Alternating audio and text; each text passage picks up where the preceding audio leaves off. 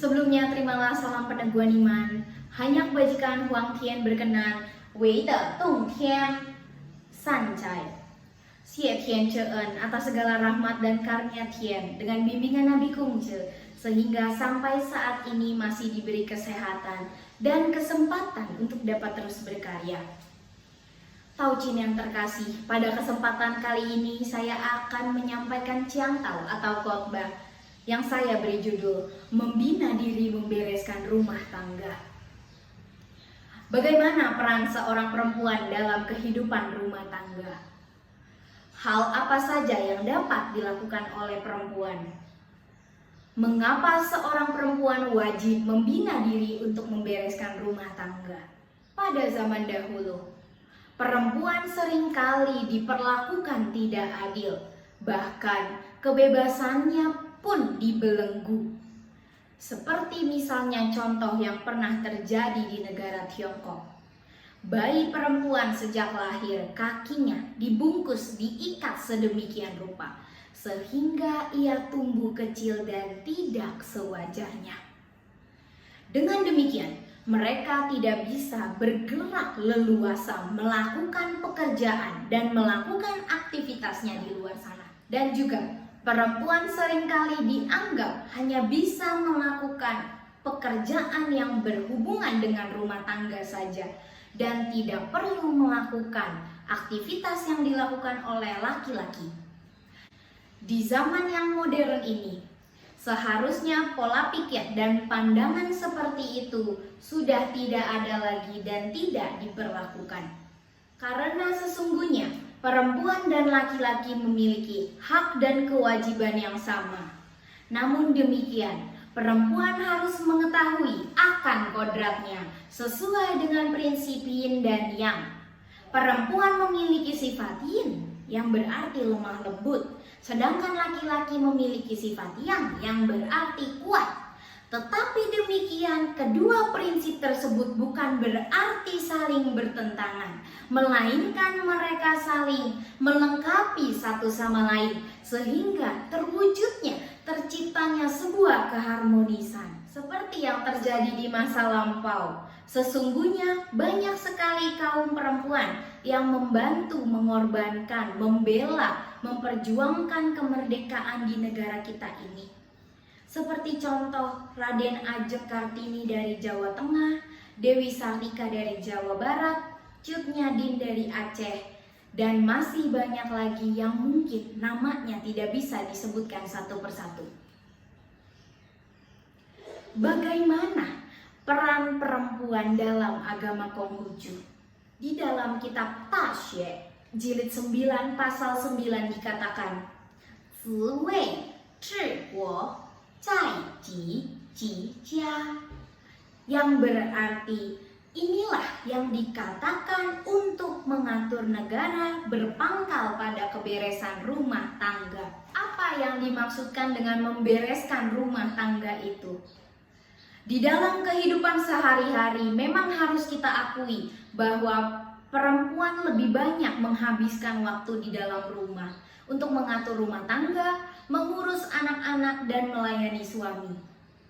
Setiap hari dimulai dari pagi hari, ia harus menyiapkan sarapan untuk keluarga kecilnya, lalu mengantar anak-anak ke sekolah. Di siang hari harus menjemput anak-anak kembali ke rumah, dan bahkan mengerjakan pekerjaan rumah lainnya seperti menggosok, mencuci. Dan di malam hari ia harus melayani suami, menyiapkan makan malam. Betapa besar tugas dan tanggung jawab yang dilakukan oleh seorang perempuan.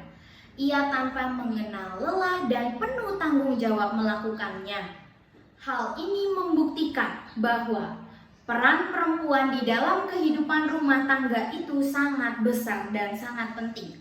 Di samping itu, perempuan juga memiliki kebebasan. Apa yang dimaksudkan dengan kebebasan? Menurut Kamus Besar Bahasa Indonesia, bebas berarti lepas, sama sekali tidak terhalang, terganggu, dan lain sebagainya. Namun bukan berarti perempuan bisa bebas sebebas-bebasnya tanpa mau tahu akan tugas tanggung jawabnya, melainkan ia harus peduli dan menyadari akan kodratnya sebagai perempuan. Selanjutnya, saya akan membahas mengenai peran perempuan Konghucu. Di dalam kitab Lici jilid 41 pasal 10 dikatakan, 是以古指妇人先嫁商业，主迷未会教于公公，主迷忌讳教于中士，教以妇德、妇言、妇用、妇功，教成继之，生用于貌之以平朝，所以成妇顺也。 Yang dapat diartikan, maka pada zaman dahulu seorang perempuan 3 bulan sebelum menikah, bila kuil leluhurnya belum hancur, ia diberi pendidikan di istana umum. Bila kuil leluhurnya telah hancur, ia diberi pendidikan di ruang umum. Di sana diberi pendidikan tentang kebajikan perempuan, fute, bicara perempuan, fu yan, wajah atau perilaku perempuan, fu yung, dan karya perempuan, fu kung. Setelah sempurna pendidikan diterima, ia melakukan sembahyang kepada leluhur dengan persembahan berupa hewan kurban dan sayur yang dibuat dari rumput ganggang. Demikianlah ia disempurnakan di dalam kepatuhan yang wajib bagi seorang istri. Dari ayat tersebut, saya akan membahas secara singkat fute, kebajikan perempuan. Seorang perempuan di rumah harus berperilaku bijak. Ia yang akan menjadi teladan untuk anak-anaknya, dan ia juga yang merawat, mendidik anak-anaknya sejak lahir hingga dewasa nanti. Oleh karena itu, seorang istri wajib membina diri dan banyak belajar bagaimana cara membereskan rumah tangga yang baik, termasuk melayani suami. Fu yan, tutur kata perempuan. Ucapan seorang perempuan di dalam rumah harus diperhatikan, apalagi di dalam mendidik anak-anaknya, karena sikap kedua orang tua, terutama ibu, akan dicerminkan oleh anak-anak. Jadi berhati-hatilah terhadap tingkah laku perbuatan. Jika tutur kata ucapan sang ibu baik di dalam rumah, maka besar kemungkinan sang anak juga memiliki sikap sopan dan santun. Fu yung, wajah atau perilaku perempuan. Seorang perempuan juga perlu untuk memperhatikan penampilannya. Merias wajah merupakan hal yang sangat biasa bagi seorang perempuan, asal tetap di dalam batas tengah atau wajar. Karena jika ia mengabaikan penampilannya, maka kemungkinan akan menjadi masalah yang besar di dalam kehidupan rumah tangga. Fu kung, karya perempuan. Seorang perempuan juga bisa berkarya di luar urusan rumah tangga. Bahkan ia bisa menghasilkan penghasilan melalui profesi yang ia lakukan. Seperti yang kita lihat di era modern sekarang ini, banyak kaum perempuan yang menjabat sebagai menteri, wirausaha, pimpinan perusahaan, bahkan presiden. Hal ini membuktikan bahwa perempuan juga bisa berkarya seperti halnya laki-laki. Namun demikian, di dalam rumah ia tetap harus menyadari akan tugas dan peran sebagai ibu rumah tangga untuk suami dan anak-anaknya. Taucin yang terkasih, saya akan menyampaikan kesimpulan pada Ciam Tau kali ini.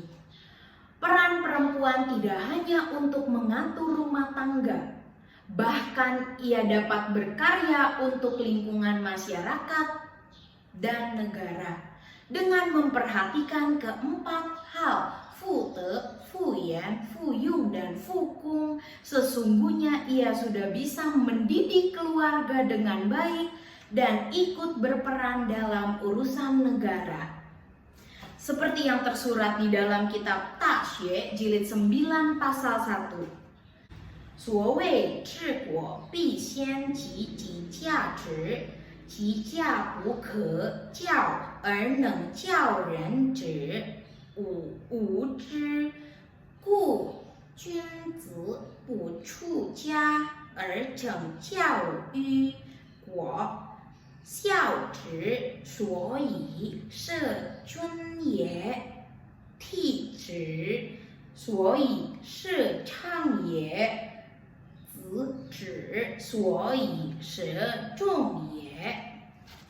Adapun yang dikatakan untuk mengatur negara harus lebih dahulu membereskan rumah tangga itu ialah tidak dapat mendidik keluarga sendiri, tetapi dapat mendidik orang lain, itulah hal yang takkan terjadi.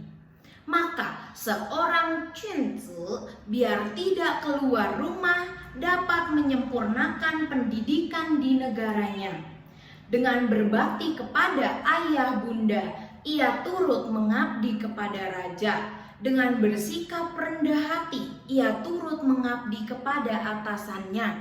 Dan dengan bersikap kasih sayang, ia turut mengatur masyarakatnya.